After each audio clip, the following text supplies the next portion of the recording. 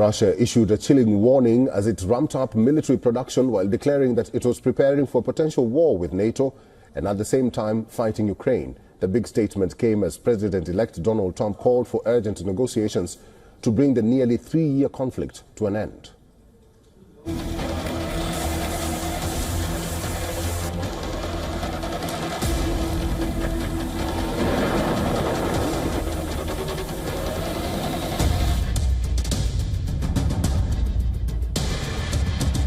Russia continues to gain the upper hand on the battlefield. Moscow's military machine is also moving at an unprecedented pace. Missile production has surged beyond pre-war levels, and Russia now manufactures several times more ammunition than all NATO countries combined. President Vladimir Putin announces the serial production of Russia's hypersonic or Resnik missiles, touted as unstoppable. Moscow claims these nuclear-capable missiles can fly at 10 times the speed of sound, making interception nearly impossible. The Russian armed forces are receiving advanced robotic systems, including those using artificial intelligence technologies. We need to fine-tune all issues of mass production and deployment of such strike domestic systems, including hypersonic systems. As Russia flexes its military might, NATO grows increasingly alarmed. The head of Western military alliance, Mark Rutte, urges member nations to shift to a wartime mindset and accelerate defense production. Rutte warns that NATO's current defense spending lags dangerously behind Russia's escalating capabilities. We are not ready for what is coming our way in 4 to 5 years. Danger is moving towards us at full speed. We must not look the other way. We must face it. What is happening in Ukraine could happen here too. And regardless of the outcome of this war, we will not be safe in the future unless we are prepared to deal with danger. Western officials also claim Russia is behind a rising wave of sabotage, hacking, and terror-like attacks across Europe and the US. These actions, they say, are part of a broader strategy to destabilize NATO allies and create chaos. Moscow has repeatedly denied the accusations. Amid the growing tensions, Donald Trump takes a starkly different approach. Calling for a rapid ceasefire, Trump insists Ukraine and Russia must return to the negotiating table. The US president-elect hints that both Kyiv and Moscow will need to make painful compromises to end the bloodshed. What should Zelensky, if anything, be prepared to give up to end this war? He should be prepared to make a deal. That's all. Got to be a deal. No, got to be a deal. Too many people being killed. That is a war that's too many people. Got to make a deal. And Putin has to make a deal. What deal would you think? Putin has to make a deal, and Putin would have never gone in if I was president.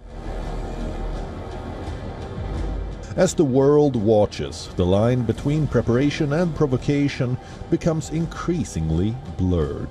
The next few months will be critical in determining whether diplomacy can prevail or if the world slides closer to a potential global confrontation.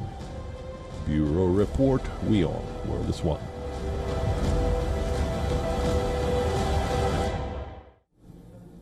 Mr. Ron Aledo is a former U.S. military officer, former CIA contractor, and former intelligence and operations officer. And at the Pentagon, he's currently the chief executive officer of Miami Intelligence Agency. He's now joining us on this broadcast. Mr. Aledo, welcome to WION.